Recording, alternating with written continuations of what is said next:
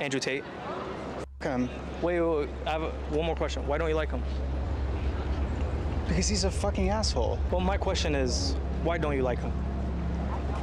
Because he's a misogynistic asshole who Okay, define misogyny. trafficked women. He didn't, though. Do you know who Andrew Tate is? Yeah. Do you like him?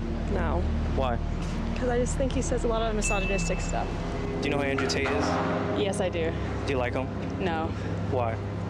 He's really misogynistic. Do you know who Andrew Tate is? Yes. Do you like him? Fuck no. Why? Because he fucking sucks. Okay, that's not a reason. Do you have a reason why you don't like him? He's a misogynist. Define misogyny. I'm not fucking doing this. What's wrong? You know who Andrew Tate is? Yeah, I mean, Okay. What are your opinions on him?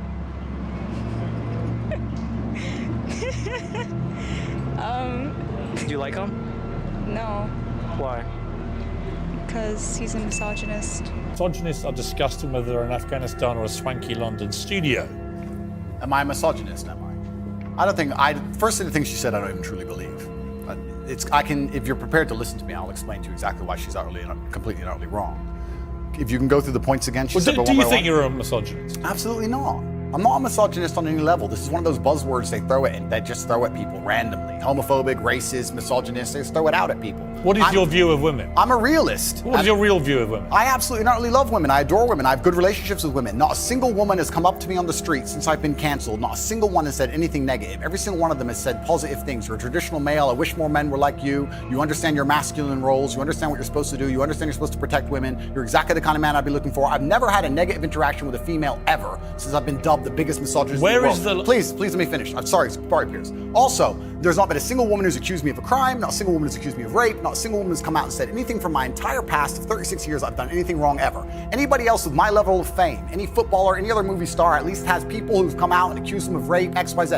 I have no woman who's come out and ever said I've hurt her. No woman who's come out and ever said I've done damage to her or been horrible to her. Everybody who ever interacted with me has said I've been a nice person. All of them. This random Twitter nobody who seems to know so much is full of... All right, you've responded to her tweet. Yeah, she's a liar. But where is the line for you between masculinity, which I will always defend, and which I agree with? I think a lot of women like men to be masculine, and what has become known as toxic masculinity. And the reason I ask you is that you are engaged in that debate with men all the time.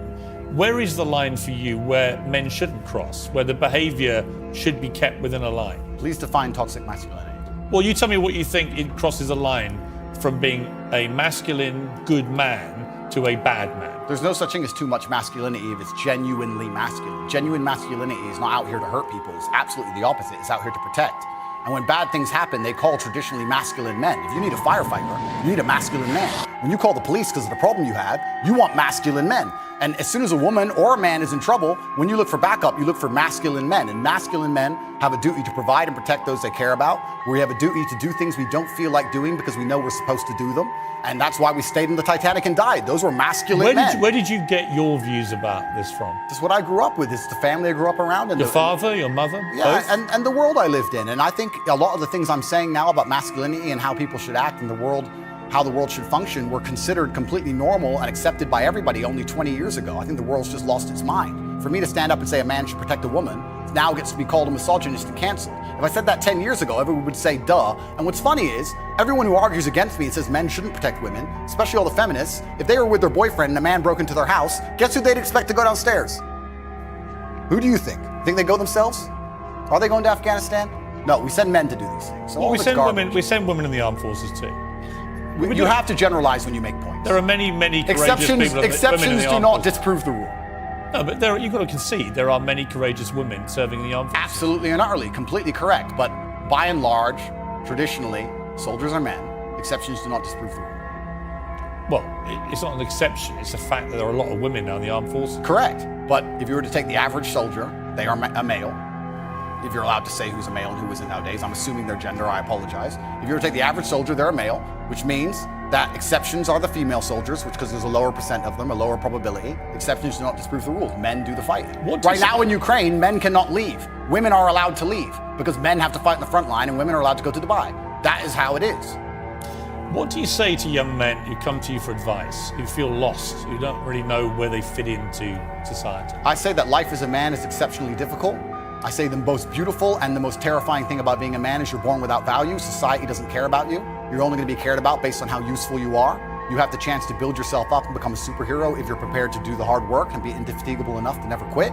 But if you're going to stand around and wait for a handout, nobody's going to ever respect you. And I think that a lot of people have forgotten about how difficult and how competitive it is as a man. We're always in constant competition with each other.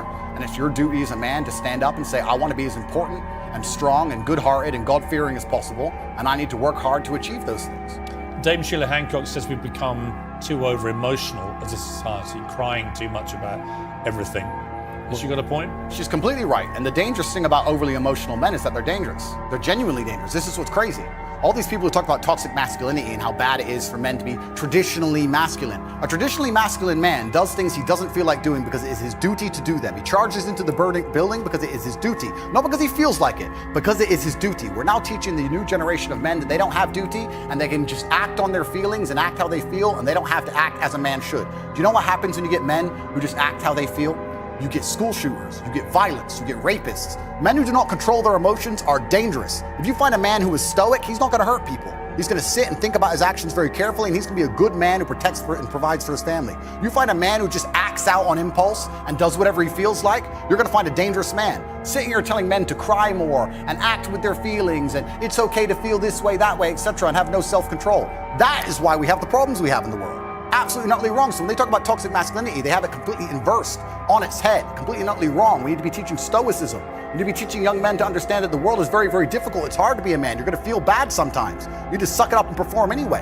Not just sit there and cry your eyes out or blame other people. Tough or being a cop woman out. too in modern society. It's certainly tough being a woman, but I'm not a woman, so why would I speak on issues I do not understand? I'm a man. You can feel empathy for women. I feel empathy, certainly, but I do not understand their issues. See, a lot of men come up to me and they admire you. I've got to say, a lot of women I've spoken to don't admire. They think you represent misogyny. They think when they hear you not commit to saying the Taliban shouldn't be banning women from university education, well, why can't he just say that's wrong?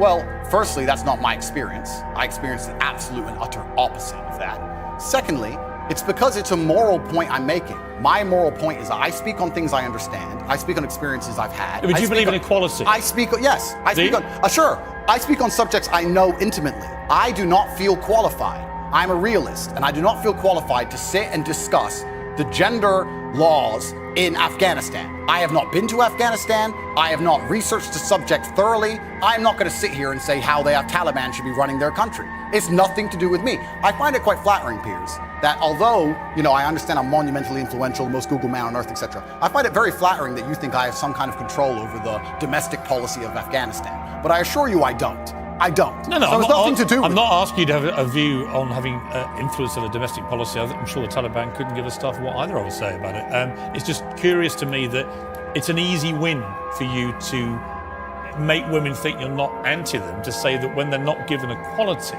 as the women in Afghanistan clearly are not, because they're not allowed to go to university now, as of today, that is clearly unequal, unfair.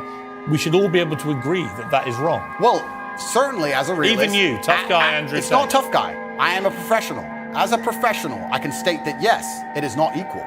Yes, it is not fair. That is obvious for anybody. I'm not saying those things are not true. What I'm saying is it's nothing to do with me. Right.